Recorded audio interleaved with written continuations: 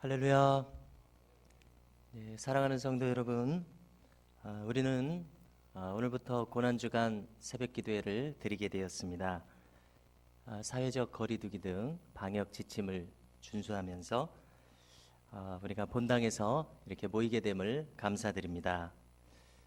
지금은 유튜브 실시간 영상으로도 참여하실 수 있도록 방송을 송출하고 있습니다.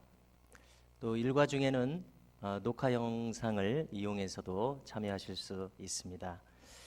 우리가 이 고난주간의 기도회를 통해서 우리의 마음을 좀 더 차분하게 정돈할 수 있는 시간이 되기를 바랍니다. 또 주님의 순환을 묵상할 기회로 삼을 수 있기를 바랍니다. 이 시간에 우리가 좀 더 주님을 알아가는 시간이 될 수 있기를 원합니다.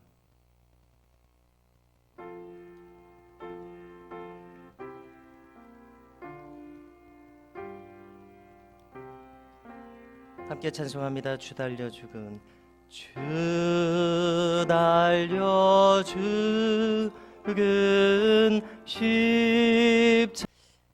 주님이 예루살렘 입성을 하셨고 그 다음에 또 한 주간 동안 순환과 십자가의 죽으심, 부활에 이르게 되는 이 한 주간을 성주간이라고 부르고 있습니다.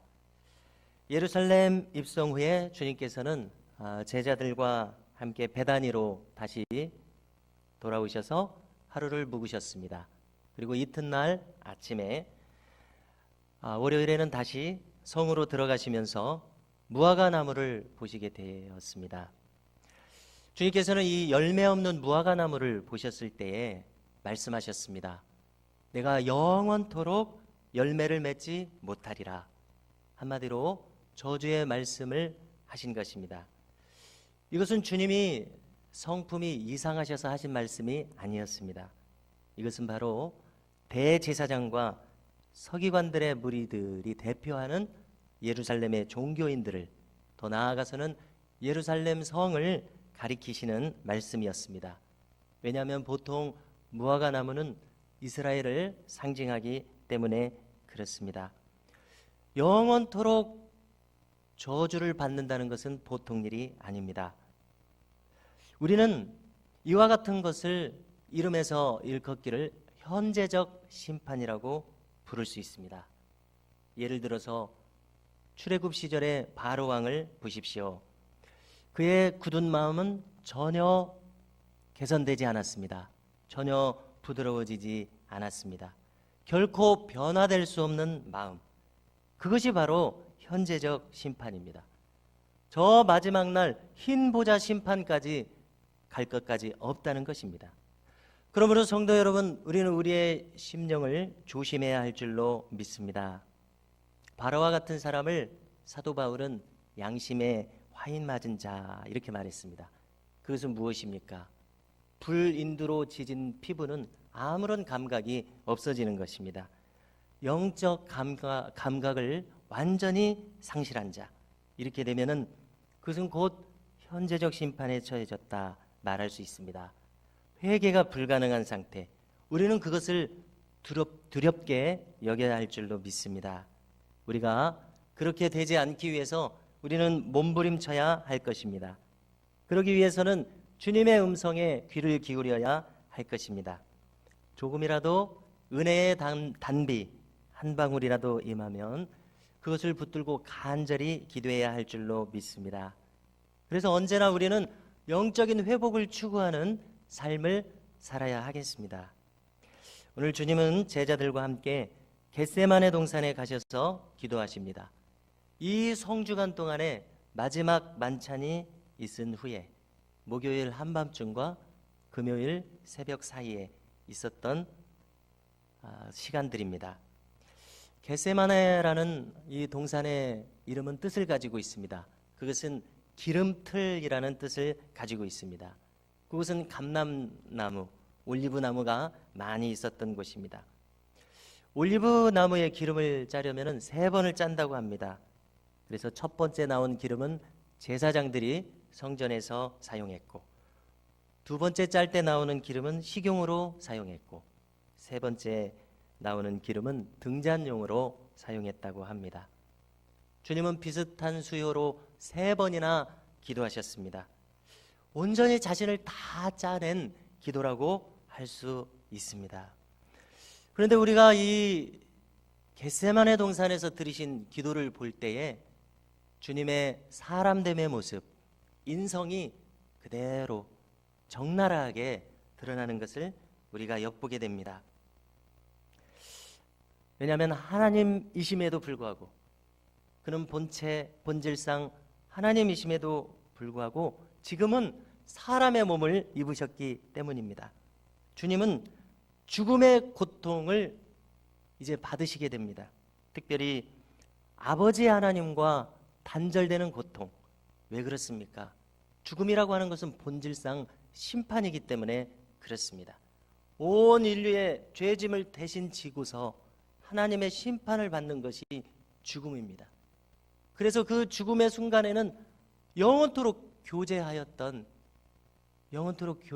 교통하고 있었던 아버지 하나님과 단절되는 그 고통을 경험해야 한다는 것입니다. 이것이 무엇보다도 주님에게 고통을 주는 일이었을 것입니다. 무엇보다도 인간인 우리로서는 주님께서 몸이 찢기고 또 매를 맞고 피를 흘리시는 고통을 생각하게 됩니다. 그리고 십자가에 달리셔서 물과 피를 다 쏟으시는 모습에서 인간으로서의 극한의 고통을 생각하게 됩니다.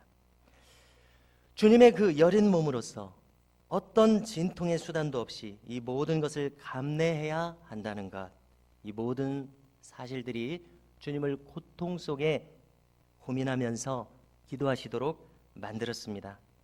주님은 제자들과 함께 가셨지만 이제 베드로와 야고보와 요한 3사람을 데리시고 더 깊은 곳으로 들어가셨습니다.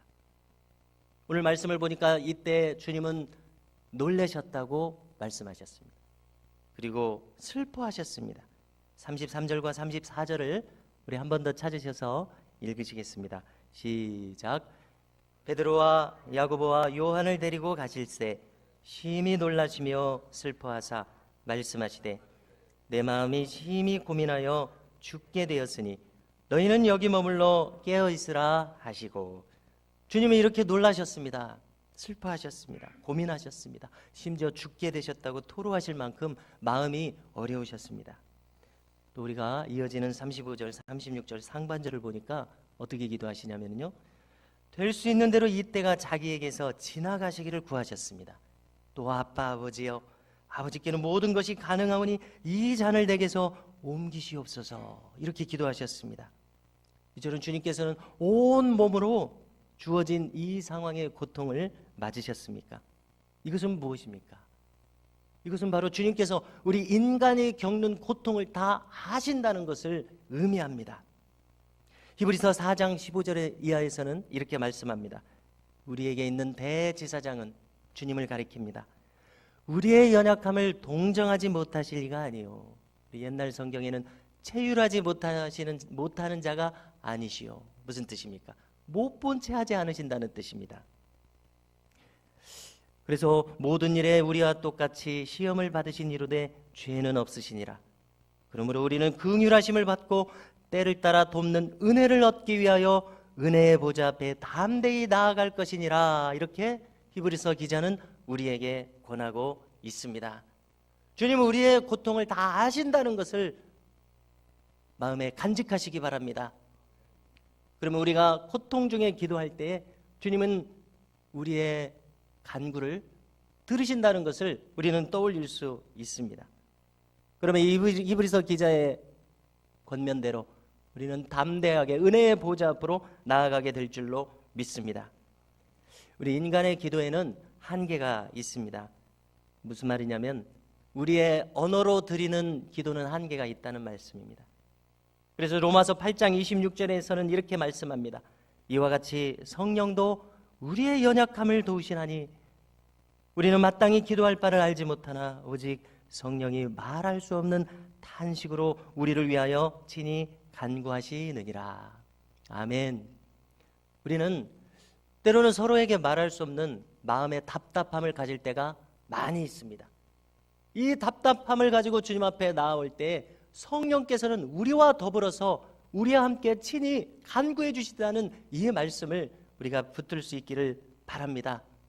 주님도 우리의 마음의 고통을 이해하시면서 함께 기도에 동참해 주심으로 임마누엘의 하나님으로 우리와 함께 계심을 믿으시기 바랍니다. 누가복음 22장 44절로 건너가서 보니까 예수께서 힘쓰고 애써 더욱 간절히 기도하시니 땀이 땅에 떨어지는 핏방울같이 되더라 기록합니다. 마치 겟세마네의 기름틀에서 기름을 전부 짜내듯이 주님은 자신의 온 몸과 영혼을 다해 기도하셨습니다. 그러면 우리는 얼마나 더 기도해야 되겠느냐는 것입니다. 우리의 마음의 소원과 고통과 알아야 할 기도의 제목들이 있습니다. 특별히 우리는 우리의 삶을 놓고 기도해야 됩니다. 나의 인생길을 놓고 우리의 자녀손들의 앞날을 놓고 기도해야 됩니다.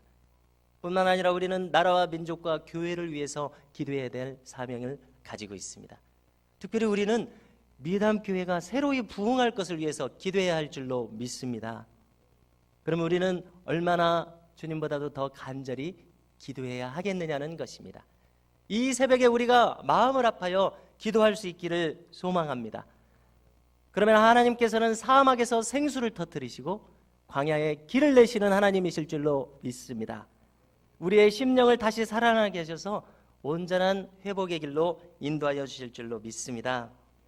이제 우리가 함께 기도하실 때 주여 한번 부르짖고 기도하실 때 오늘 함께 풀어진 기도의 제목들을 가지고 기도하겠습니다. 성도님들께서 기도하실 때에 강단에 나오셔서도 기도하셨다는 말씀을 들었습니다. 이 시간에는 우리의 마음을 쏟아놓고 간절히 기도하는 시간으로 삼고자 합니다. 자유롭게 나오셔서 기도하실 수 있기를 바랍니다. 우리가 기도하실 때 이렇게 기도하겠습니다. 주님처럼 기도합니다. 내 뜻대로 마옵시고 아버지의 뜻대로 하옵소서. 이렇게 기도하시고요. 또 우리 미담교회가 온전히 회복되게 하여 주시옵소서. 성령이 하나 되게 하신 것을 힘써 지키게 하옵소서. 또 오늘 처음에 기도한 여러 가지 기도의 제목들이 있습니다. 그것을 붙들고서 함께 기도합니다. 주여 한번 부르짖고 기도하십니다. 주여, 할렐루야. 거룩하신 아버지 하나님, 이 시간 저희가 마음을 쏟아놓고 간절히 기도합니다. 주 성령님께서 저희들 각 사람의 심령에 임하여 주시옵시고 성령 하나님께서 함께하여 주시어서 아버지 하나님, 저희들이 마음을 쏟아놓고 주님께 간구할 때에 저희들의 심령에 긍휼함을 베풀어 주옵소서.